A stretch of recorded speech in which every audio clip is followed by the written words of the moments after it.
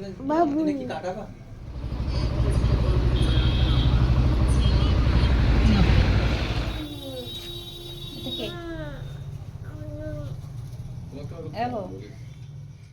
Good morning, I am Rodri চ্যানেলে আপনাদের সকলকে স্বাগত জানাই নতুন একটি ব্লগে।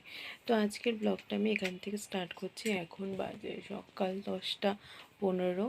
আর আজকে অনেকটা যেহেতু ঘুম থেকে উঠতে অনেকটাই দেরি হয়ে গেছিলো, আর কালকে রাত্রেই আমি আলু কেটে তারপর আটা মেখে সব রেখে দিয়েছিলাম।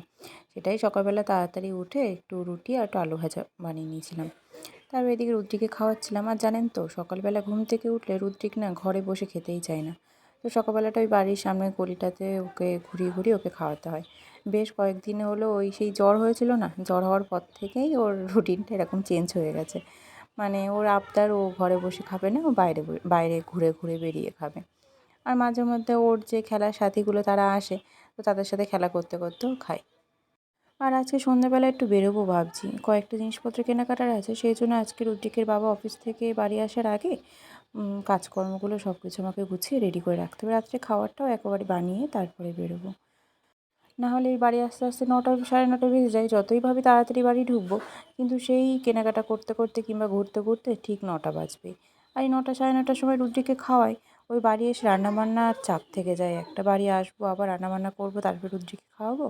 ওর থেকে আমি আগের রাত্রের যেটা খাবো সেটা আগে বানিয়ে তারপরে আজকে বেরোবো। তো যাই হোক, এইদিকে রুদ্রিকে সকালবেলা গল্প করতে করতে খাওয়ানো হয়ে গেল। তারপর চলে আসলাম রান্নার দিকে দুপুরবেলা। আজকে একটু মাছের ঝোল করব।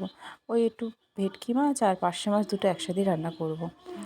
আর বেগুন দিয়ে আলু দিয়ে ঝোল করব, পাতলা ঝোল করব। যেহেতু রুদ্রিকের জন্য রান্না করতে হবে, আর আমার আজকে একটু তাড়াহুড়োও আছে, সেই জন্য আজকে আলাদা করে কিছু রান্না করব না।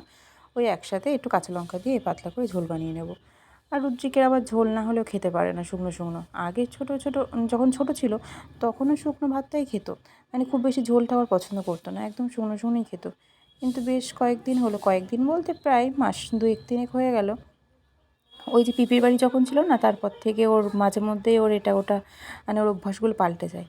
তো তখন শুকনো শুকনো খেত, হঠাৎ করে দেখছি আর শুকনো খাবে না, ও ঝোল দিয়ে বেশি করে ঝোল লাগবে ওর খাবারে, তেমন টাইপের কিছু খাবে। তো সেই জন্য এখন তরকারিতে সবসময় আমার ঝোলই হয়। তো যাই হোক, দুপুরবেলা ওকে খাইয়ে দাইয়ে ওর বাবা অফিস থেকে বাড়ি ফিরলে বাড়িতে সব কিছু গুছিয়ে গাছিয়ে বেরিয়ে পড়লাম। আর ওই যে রুদ্রিককে মাঝখানে বসিয়েছি, সেই নিয়েও খানিকক্ষণ একটু কান্নাকাটি চললো। ও মাঝখানে বসবে না, ও সামনে বসবে। আচ্ছা বলুন তো, সামনে বসলে হাওয়া লাগবে না? সবে জ্বর থেকে উঠলো। তো যাই হোক, বেরিয়ে গেলাম। ওর একটা পাঞ্জাবি কাটাতে দেওয়া ছিল রুদ্রিকের, সেই পাঞ্জাবিটা আনতে। সেখানে গিয়ে ওই যে খেলা করছে, আমি চুপ করে বসে আছি। আমার শরীরটাও ভালো লাগছিল না সেদিন, সেদিন চুপ করে বসেছিলাম।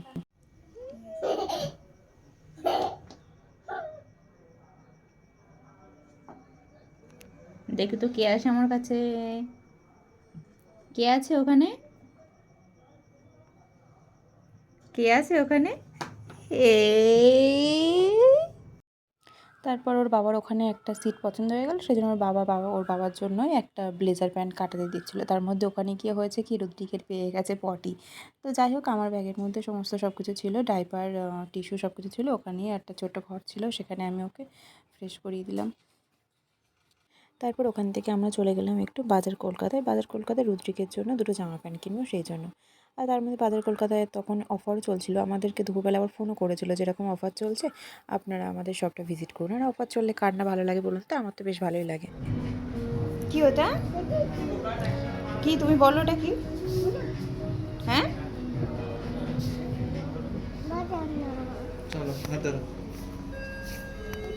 তো ওইদিকে রুদ্রিকের বাবা রুদ্রিকের জন্য জামা প্যান্ট কিনছে, আর এদিকে রুদ্রিক এত দুষ্টুমি করছে, সেজন্য রুদ্রিককে আমি সামলাচ্ছি। আর এমনিতেই রুদ্রিকের জামা প্যান্টের দায়িত্বটা ওর বাবারই থাকে, কেনাকাটারগুলো। কারণ আমার থেকে বেশি রুদ্রিককে কোনটা পরলে ভালো লাগবে না লাগবে সেগুলো ওর বাবাই বেশি ভালো বোঝে। আর দেখুন এই ছোটো ছোটো জিনিসগুলো কত সুন্দর না? এটা হয়তো এই কোনো ছোটোখাটো জিনিস এর মধ্যে রাখা যাবে, কিংবা ওই কয়েন বক্স টাইপের জিনিসটা বেশ সুন্দর লাগলো। তো যাই হোক, আজকের ব্লগটা এই পর্যন্তই থাকলো। দেখা হবে নতুন একটা ব্লগে। আশা করি আপনাদের এই ব্লগটা ভালো লাগবে, আর ভালো লাগলে ছোট্ট একটা লাইক করে দেবেন, আর সাবস্ক্রাইব করে আমাদের পাশে থাকবেন। ধন্যবাদ।